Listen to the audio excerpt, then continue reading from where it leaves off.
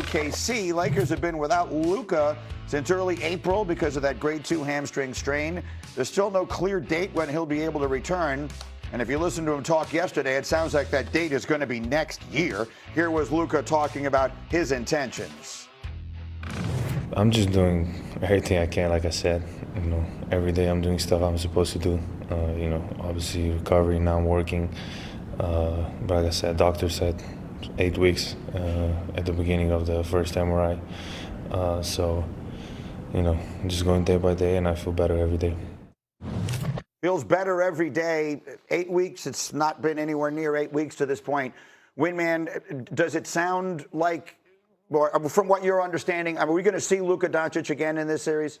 Yeah, he showed his cards because they obviously had never said 8 weeks before yesterday. And look, when you're talking about an injury like this, you're really never 100% sure. Maybe it could be a little bit shorter. Maybe it could be a little bit longer. But, I mean, they said grade 2 hamstring strain, so it wasn't like they were hiding it. But obviously the 8-week timeline, that would be carrying us into the NBA Finals. Yeah. And so maybe he's a little bit ahead of that schedule. But he did say he's running, so that's a good sign. But no, I mean, and by the way, I don't think the Lakers have been under the delusion that he is going to come back. I think they've gone into this series with Oklahoma City knowing he's not going to be there, and he articulated that in a way that's clear. And so basically what I would say is, because I feel like every single day here in LA, people are asking me, when is Luka coming back? When is Luka coming back? You can push that aside. Focus on what the Lakers have to try to piece together tonight in this series. Luka Doncic is not coming to the rescue. Right. The answer to that question is October. Yeah. That's when. Yeah. So I think that's the reality of the situation. Yeah. So let's live in reality. Yeah. And then I say this with all due respect. LeBron is one of the all-time greats, on the short list, and J.J. Redick is a terrific coach. All the rest of that. The Lakers are outmatched in this series. So let's look past it for a moment here, Michael Wilbon. If you're in charge there, are you looking at the situation saying, I'm going to building around Luka, I'm going to give Austin Reeves a huge contract, I'm going to bring LeBron back another year if he's willing to make some sort of agreement on money, and I'm going to try and put pieces around that and make a run at a title next year? Does that work? Is that the way you would go about it if you were the Lakers? No, not when I look at Oklahoma City and San Antonio and Minnesota. They're all ahead. And Denver's got to make moves too. You're going against another team that is ahead of you or right with you. Denver's got to do something with that team around Joker. They're not going to just come back like they first round exit out. So no, I don't know. You mentioned Reeves. He's an interesting piece and situation. There's some places where Reeves can help in a lot of places. He's a really good player. Right. Is he have to be with Luka and LeBron? Really? They got some needs on that team. I don't know, as we look at this now, who are you going to move? What are you going to do? Hachimura. How valuable a piece is he? What can you package? What can you do? There are people, look, again, just look at the history of this league.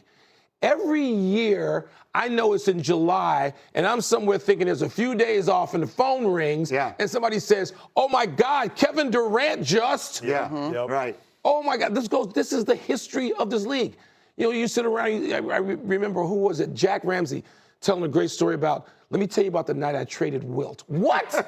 What? So you think that all can't get traded? You think Jaylen Brown can't get traded? Any of them can be traded. And I think that again, Denver and the Lakers are two teams I'm looking at to have to improve their teams. The decision it feels like they're going to have to make is, do they believe Austin Reeves is the second best player on a championship team? That's the question. Luka is good enough with the exact right pieces around him. We've seen it, to go to the finals, but you have to be real careful.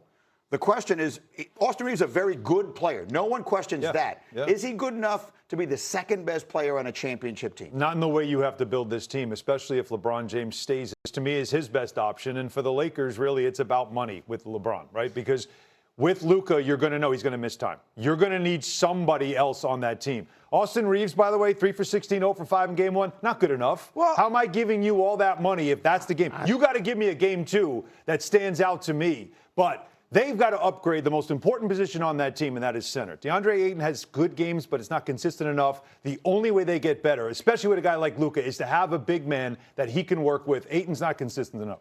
So just for the sake of the exercise, to be the second for the Lakers, the money aside, but just look at the Eastern or Western Conference. There you go. Your other second guys are, if you want Jalen Williams or J-Dub, who's out, but I get it. J-Dub, I don't think Austin Reeves is as good as he is. If you want to say Chet, no. In San Antonio, I go Stephon Castle, no.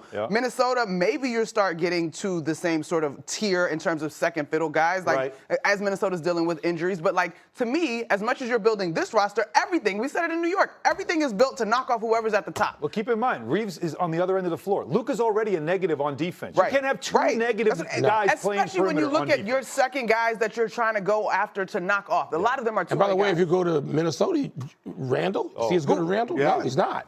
So, Wendy, just finish it up for us here. As far as I don't mean to disrespect them, but if we're already going to look ahead to their offseason, what will you be watching for? Well, Alan is absolutely right. If you look at the Western Conference teams, you've got to figure out size. If you look at what Luka had when he was in Dallas where he got to the final, he had great size. He was able to play off of lob guys who could protect the rim. They have to get size. The thing about it is if they re-sign LeBron James to a meaningful number and they re-sign Austin Reeves to his market number, because there will be teams willing to pay him, there will be no cap space for that. So you're going to have to find a way to create that cap space. That could say goodbye to Rui Hachimura. Is that saying LeBron will give you $30 million less? It's hard. I hope they make a fool of me and win tonight, and that series is 1-1. We will see. Meanwhile, us two hitting the mark. It's brought to you by DraftKings Sportsbook. Looking to tonight's game. Let's talk about that game. Alan, give me a number you like in Lakers Thunder. Austin Reeves, 20 points or more. Why? Because he's got to. That's why. Because they need somebody to carry some scoring. This is what he does. He had a very poor shooting night in game one. Not himself, especially from downtown. He needs to bring it tonight. I'm expecting he will. Monica, how about the big fella on the other side? All right, I got Chet going over 17 points. He continues to be probably, I don't want to say the single most differentiating factor, but there just is no good matchup on the floor for him. We saw the Lakers figure out how to make Shea look less like himself, but Chet, to me, he's the loose cannon, so I expect him to put up big numbers. He was great in game one, and then we got Cavs, Pistons. Alan, give me a play from that one. Donovan Mitchell, I need him to keep stepping up. Now, he has been good from three for the most part in the playoffs. 3+ he averages per game, so I'm going to take him for getting 3+ in this because while the paint is closed against Detroit, the three-pointers are there for him. He's got to make them. So how about an under for turnovers for Harden and Mitchell? Nice. What's that key? They didn't give me that option, Michael, but I That would would be take welcome. that. But these are the picks that we've made a parlay. Again, it's Reeves to go over, Holmgren over, Mitchell to hit 3 threes. They're a parlay at DraftKings Sportsbook with odds of +610. And on DraftKings Sportsbook, all customers can get a profit boost every day of the NBA playoffs. Download the app and use the promo code GETUP when their second longest single season streak in their playoff history. The only one longer was back in 1999. That team went to the NBA Finals. You can see Wendy is with us. Well, Greeny, before we jump into this conversation, there's one more thing we want to take a look at from the game last night because the details are really, really important. We got a spot shadow on this person who has a courtside view that happens to be sitting next to me. Look at that. Greeny and your lovely daughter, Nikki, look at that. Were you calling plays for Nick Nurse? We had a very nice time last night. A lot of people sending notes. I had told Nikki that it's a very visible seat. Thank you to my friend and former boss, Mark Shapiro, and congratulations to him, his wife, Kim, and their son, JT, who's graduating from college this weekend. So he texted me and he said, do you need 2 seats for the game on Wednesday night? And I wrote back, do you mean your seats? And he said, yes. And I said, I'll take those. So Nikki and I had a great time last night, and it was all a lot of fun. So I got to see and hear a lot of things more closely than I normally would. And one of the things that I saw and heard was O.J. Anunoby, and that did not look good. I'm not a doctor, but we've all been to enough games. When you see a guy sort of hop like that, and take himself out immediately. It's either the hamstring or the groin, one way or the other. But this could be the most important moment of the Knicks' entire postseason, depending, Michael, on how it is. Yeah, because they're going to need him, even if not in this series in Philly. Let's say they get a game in Philadelphia, which, probably will happen, and they close out that series. The next one, I'm sorry, what is Detroit in case it's the Pistons? What have they done to the Knicks this year? They're going to need all hands on deck, and that starts after Brunson and Cat with Anunoby. Yeah, critical. Hey, let me get Wendy in on this here. You've been talking up O.J. Anunoby, not that he needs it, but again, he's not the sort of nationally known name I think that Karl Towns and Jalen Brunson are. But Anunoby is as valuable as anyone to that team.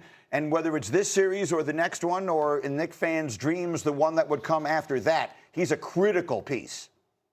his play so far in this playoffs, and it's only been a couple of games in the second round, is reminiscent of a former teammate of his, Kawhi Leonard, a 6'8" big wing who dominates at both ends. OG Anunoby's been playing like Kawhi Leonard did when he led those couple of championship runs. So let's just say this. He's almost certainly going to be getting imaging today and be in the MRI machine. They'll see. He has a history of